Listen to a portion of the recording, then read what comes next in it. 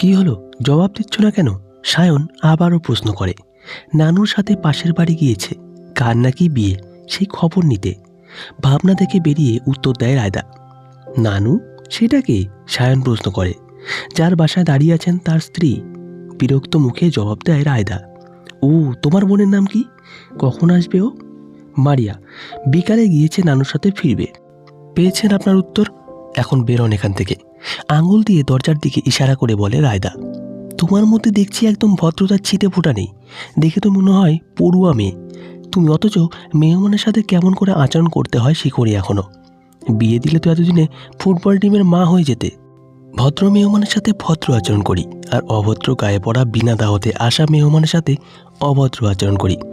মেয়ে মানুষ কিছু পারুক আর না পারুক, কথার পেঁয়াজ ভালোই দিতে জানে। আর আপনারা পারেন অপরিচিত মেয়েকে তুমি বলতে, তাও অনুমতি ছাড়া। সায়ন ডান হাতের 2 আঙ্গুল কপালে ঘষে কিছু চিন্তা করে বলে, আচ্ছা, তোমার আম্মুর নাম কি? এই নাম মারিয়াকে খুঁজতেছিলেন, এখন আবার আমার আম্মুর নাম জানতে চাচ্ছেন কেন? সায়নের প্রশ্নের মধ্যেই উঠান থেকে আরাবের কণ্ঠ ভেসে আসে। সেটা সময় হলেই বুঝতে পারবা।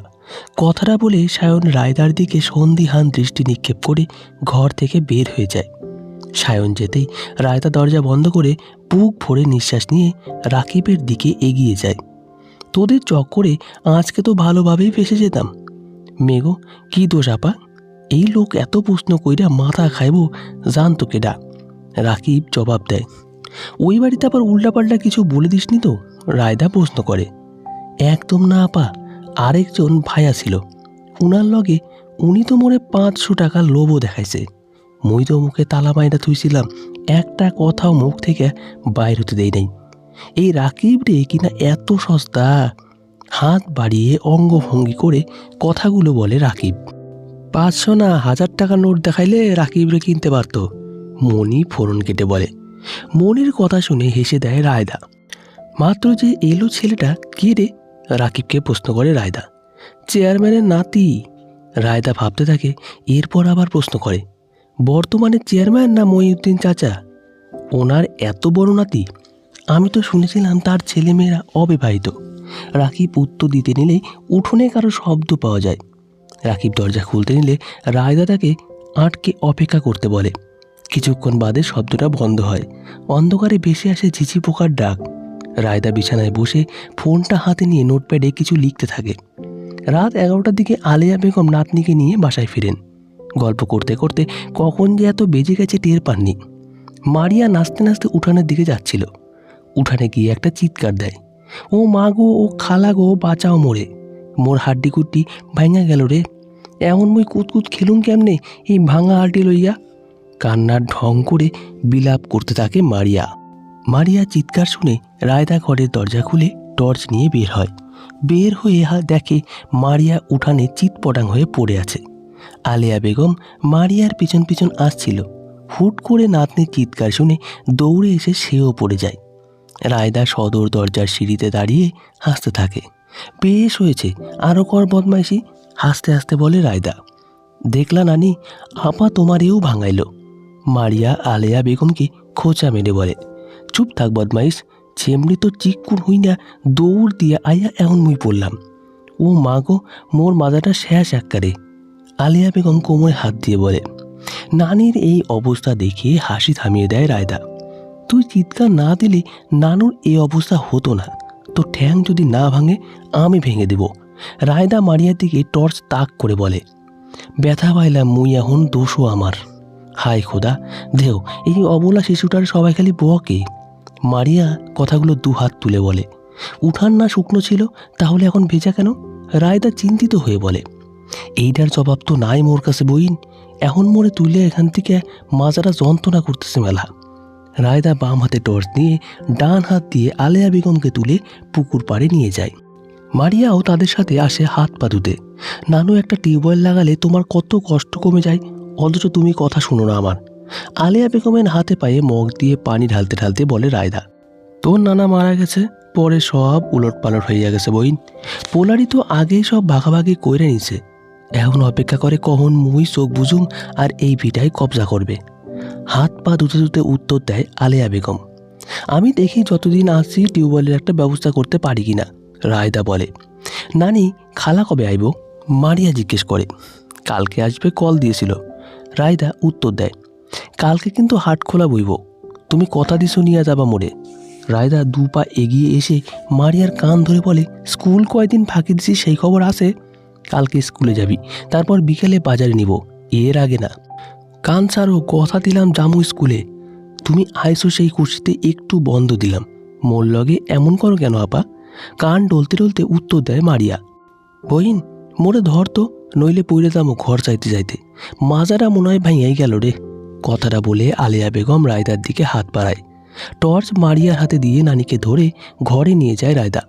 মারিয়া, পড়তে বস, 2 দিন পর এসএসসি, এখনো পড়ার নাম গন্ধ নেই। আলিয়া বেগমকে বিছানায় বসিয়ে বলে রায়দা। বিদ্যুৎ নাই তো আপা, কেমনে পড়ুম? বিদ্যুৎ আহুক আগে, থাপ্পড় মেরে তো 16 গোষ্ঠীর নাম ভুলাই দেব। পড়তে বস জলদি। রায়দার হুঙ্কারে ভয়ে জলদি বই নিয়ে পড়তে বসে মারিয়া। আলিয়া বেগম বিছানায় বসে মিটমিট করে হাসতে থাকে মারিয়ার অবস্থা দেখে।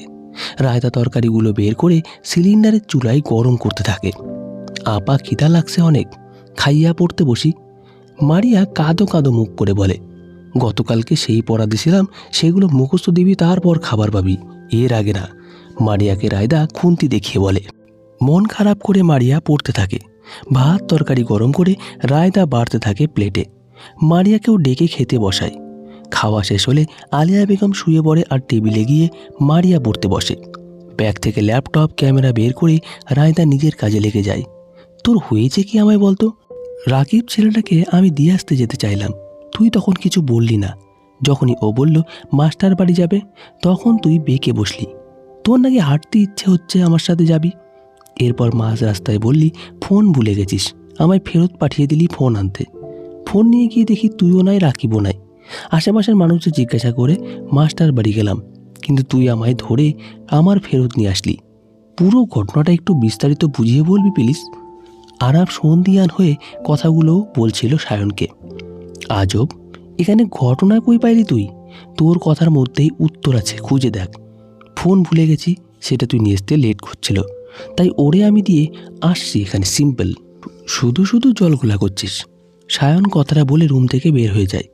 আরে আরাব, তুই একটু বেশিই ভাবছিস। সায়নকে তো চিনিসই, ও হুটহাট কত কিছু করে বসে, এইসব নিয়ে মাথা ঘামাস না। চল বাইরে গিয়ে মুরব্বিদের আলাপ করে আসি। আরাফের কাঁধে হাত দিয়ে বলে রুবেল। আরাফ কোনো উত্তর না দিয়ে রুবেলের সাথে বের হয় উঠানের দিকে যাওয়ার জন্য। উঠানে গিয়ে দেখলেন মহিউদ্দিন চাচা বসে আছেন একা। আরাফ আর রুবেলকে দেখে ইশারায় তার পাশে বসতে বললেন। বাড়ির মানুষ ভর্তি থাকলে কত ভালো লাগে। সবাই সম্পত্তির ভাগ চায়, কিন্তু কেউ সে থাকতে চায় না। ছোট থেকে নিজ হাতে ভাই বোন 2টারে মানুষ করছি। আব্বা লেখাপড়ার বিরুদ্ধে ছিল, অথচ আমি তার বিরুদ্ধে গিয়া ভাই বোন 2টারে শহরে পড়াইছি। আম্মা বাইচা থাকতে ওরা আসতো, বাড়িটা পুরা জমজমাট থাকতো। ওই মেন রাস্তা থেকে চেয়ারম্যান বাড়ির মানুষের হাসির শব্দ পাওয়া যেত। যেই আম্মা মারা গেল, বোনটাও আশা কমাই দিল। ভাইটা যা একটু আসতো, খালি সম্পত্তি ভাগ করার কথা বলতো। আব্বা অসুস্থ হইয়া বিছানায় পড়ার পর আমি চেয়ারম্যান হলাম।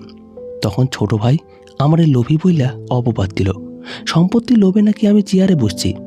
বলো বাপ, যাদের জন্য করলাম চুরি, এখন তারা আমারে বানাই দিল চোর। কথাগুলো বলতে গিয়ে চেয়ারম্যানের চোখ ভিজে গেল।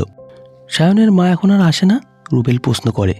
অনেক বছর আগে সামান্য এক কারণ নিয়ে রাগ করে চলে যায়, এরপর আর আসেনি। সায়নও এত বছর পর এইবারই আসলো? মহিউদ্দিন জবাব দেয়। আন্টি কেন রাগ করেছিল? রুবেল প্রশ্নটা করে। আরে তেমন কিছু না, ছোটোখাটো বিষয়।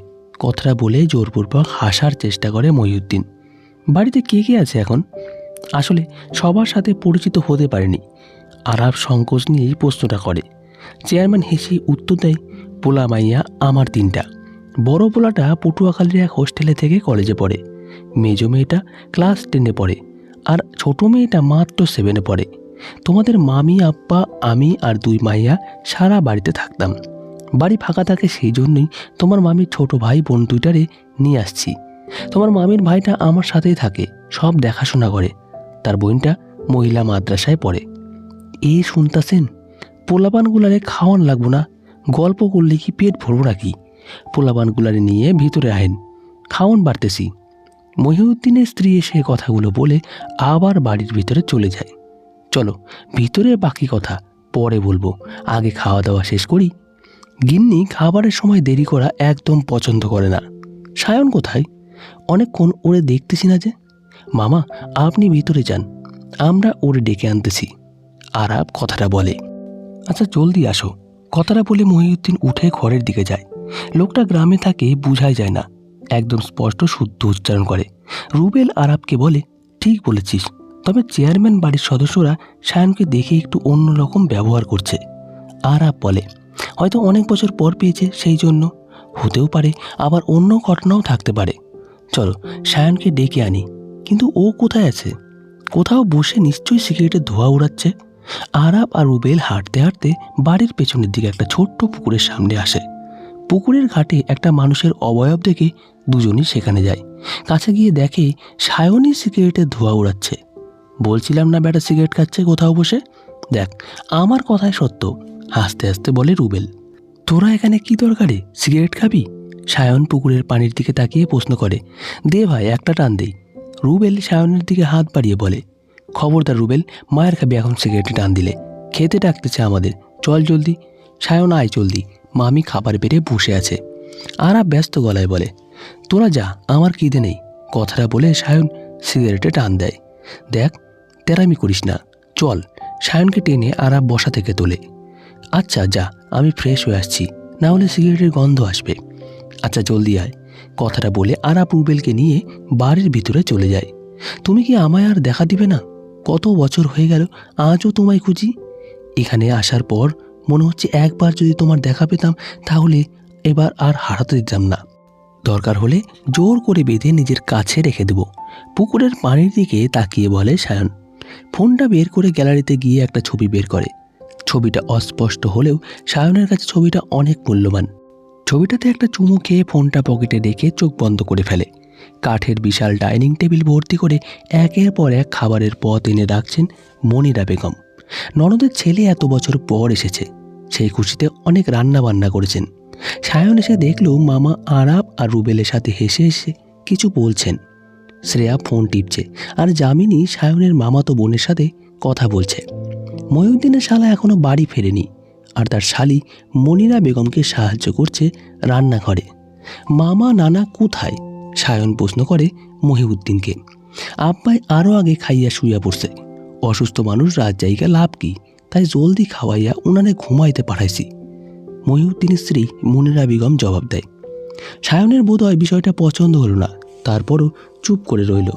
আরাব কিছু বলতে নিলে রুবেল হাত চেপে বাধা দেয়। সায়ন, তোর বন্ধুকে চিনেছিস? এই যে আমার বাম পাশে বসা তোর সেই ছোট্ট বোন সানজিদা। মহিউদ্দিন হাত দিয়ে জামিনীর পাশে বসা মেয়েটাকে দেখিয়ে দেয়। এটা আমাদের সেই ছোট পুচকি। সায়ন হেসে সানজিদার উদ্দেশ্যে বলে, ভাই একদম আমায় পুচকি বলবে না, বড় হয়ে গেছি আমি। সানজিদা রাগ দেখিয়ে বলে, কোন ক্লাসে পড়িস? সায়ন জিজ্ঞেস করে। ক্লাস 10-এ এবার, সানজিদা জবাব দেয়। বাহ, অনেক বড় হয়ে গেছো। আরাব হেসে বলে। আরাবের কথা শুনে সানজিদা মাথা নিচু করে ফেলে। আর এই যে ঘরে ছোট রাজকন্যা শিমু, মহিউদ্দিন তার ছোট মেয়েকে ডেকে এনে বলে, এদিকে আয়, বস আমার পাশে। সায়ন শিমুকে বলে। শিমু গিয়ে মনিরা বেগমের পিছনে লুকায়। বহুত কথা হয়েছে, খাবার বেড়ে দিতেছি, খাও আগে। কথাটা বলে মহিউদ্দিনের স্ত্রী মনিরা বেগম খাবার দিতে থাকে সবাইকে। হাসি তামাশা রাতের খাবার সকলে একত্র খেল। রুবেল আর আরাবকে নিচতলায় ডান পাশে একটা রুমে থাকতে দিয়েছে। সায়ন কারো সাথে রুম শেয়ার করতে পারে না, তাই তাকে পাশের রুমটা দিয়েছে। শ্রেয়া জামিনীকে উপরে, সানজিদার পাশের রুমে শুয়েছে। নামাজ পড়ে রেডি হয়ে হাঁটতে বেরিয়েছে মেয়েটা। এই সময় ভোরের বাতাস এত ভালো লাগে, মন প্রাণ জুড়িয়ে যায়। হাঁটতে হাঁটতে বাড়ির উল্টো দিকে চলে এসেছে। মোড় ঘুরে আবার বাড়ির দিকে ফিরছে সে। আপনি সেই মেয়েটা না? মেয়েটা পাশে তাকিয়ে দেখে একটা ছেলে সাদা পাঞ্জাবি গায়ে তার সামনে দাঁড়িয়ে আছে। মুখে লেগে আছে তার হাসি। আপনাকে আমি কি চিনি? আরে গতকালকে বিকেলে আপনার সঙ্গে দেখা হলো মেন রাস্তার ধারে। আমি আরাব। আর কিছু বলতে নিলেই মেয়েটা থামিয়ে বলে, মনে পড়েছে এখন, কিন্তু কইবেন কি মশাই? মানে আপনার নামটা কি? নাম কম, যদি ওই যে গাছটা দেখতেছেন সেখান থেকে আমার আম পায়রা দেন। হাতের ইশারায় সামনে থাকা বিরাট একটা আম গাছ দেখায় মেয়েটা। আরাব গাছের নিচে তাকিয়ে টোক গেলে সহজ কিছু দেন, আসলে আমি গাছে উঠতে পারি না। তেলে নামও জানা লাগবে না। কথাটা বলেই মেয়েটা সামনে হাঁটা দেয়। আরে দাঁড়ান, আমি চেষ্টা করছি। কথাটা বলে পাঞ্জাবির হাতা গুটিয়ে গাছে ওঠার চেষ্টা করে আরাব। মিনিট 10 চেষ্টা করে আরাব গাছে উঠতে পারেনি। মেয়েটা আরাবের পিছনে দাঁড়িয়ে মুখে হাত দিয়ে মিট মিট করে হাসতে থাকে। আরাব লজ্জায় কি করবে বুঝে উঠতে পারছে না। বুঝছি পারবেন না, গেলাম আমি। এই না না, দাঁড়ান না, আমি আরেকবার চেষ্টা করি। লাগবে না, গেলাম আমি। কথাটা বলে মেয়েটা হাঁটতে থাকে। তাহলে আপনার নামটা? আম পেড়ে আনলে বলুন।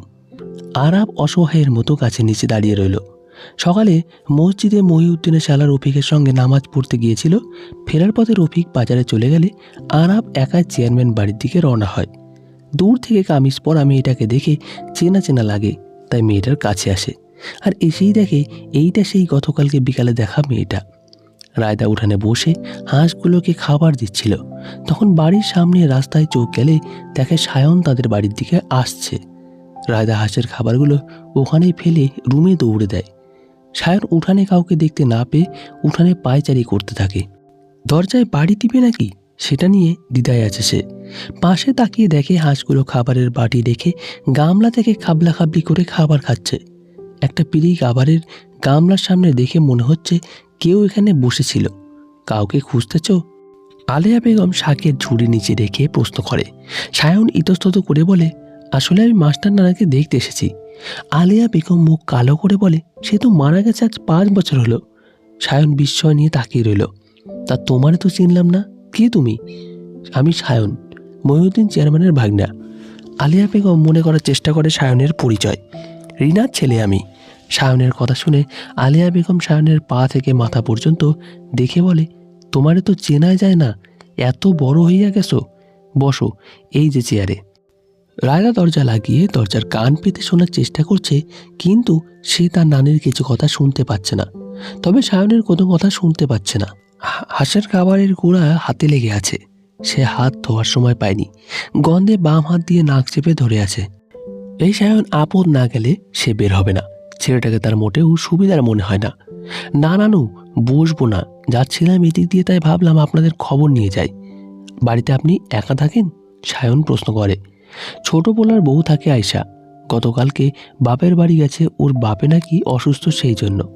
বাড়িতে এখন মাইয়া ঘরের নাতি 2টা আছে। আলিয়া বেগমের সাথে আরও কিছু টুকিটাকি কথা বলে সায়ন বিদায় নিয়ে বাজারের দিকে যাওয়ার উদ্দেশ্যে পা বাড়ায়। মুখে তার লেগে আছে লম্বা হাসি। সে ভাবতে পারেনি এত জলদি কাঙ্ক্ষিত জিনিসটা পেয়ে যাবে।